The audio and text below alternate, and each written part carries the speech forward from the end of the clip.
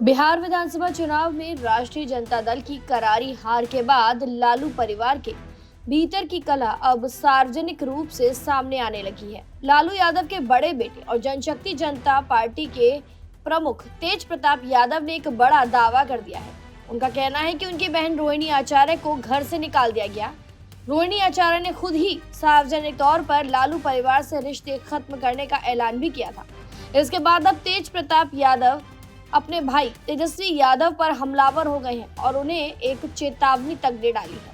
तेज प्रताप यादव ने अपनी पार्टी के सोशल मीडिया अकाउंट से एक पोस्ट किया और इस दौरान उन्होंने अपने भाई तेजस्वी यादव और पिता लालू प्रसाद यादव पर गंभीर सवाल उठाए। तेज प्रताप ने आरजेडी की लगातार घटती सीटों का हवाला देते हुए अपनी बात रखी और सवाल पूछा है। रोहिणी आचार्य द्वारा संबंध खत्म करने के ऐलान के बाद तेज प्रताप आहत हो गए और उन्होंने भावुक होकर एक पोस्ट किया। उन्होंने पोस्ट में लिखा कि आरजेडी अब लालू की विचारधारा वाली पार्टी नहीं रही, बल्कि जयचंदों द्वारा हथियाई गई पार्टी बन चुकी है, जहां सिद्धांत की जगह चाटुकारिता और समर्पण की जगह षड्यंत्र है। साथ ही उन्होंने लिखा, पहले मुझे निकाला, फिर देवी जैसी मेरी बहन रोहिणी को निकाला। पूरा बिहार हंस रहा है। जिस परिवार ने लोगों को हंसाया और रुलाया, वही अब खुद मजाक का पात्र बन गया है। इतना ही नहीं, तेज प्रताप ने आगे लिखा कि जब मुझे निकाला गया था तो यही लोग सोच रहे थे कि तेज प्रताप तो फालतू है।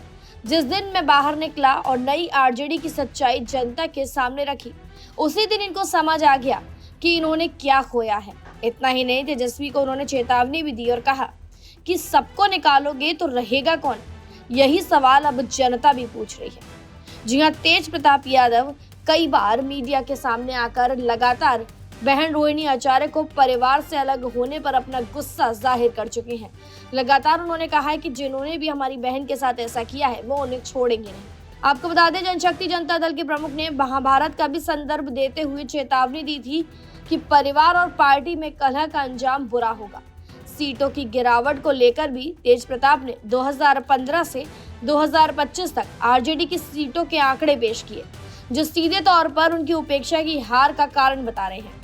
2015 में 80 सीटें आई, 2020 में 75 सीटें, वहीं 2025 में तो यह आंकड़ा बुरी तरीके से गिर गया क्योंकि 25 सीटें आई। तेज प्रताप ने चेतावनी दी कि अगर यही सिलसिला चलता रहा तो अगली बार के चुनाव में आरजेडी को 25 में से 5 सीटों पर आने में देर नहीं लगेगी।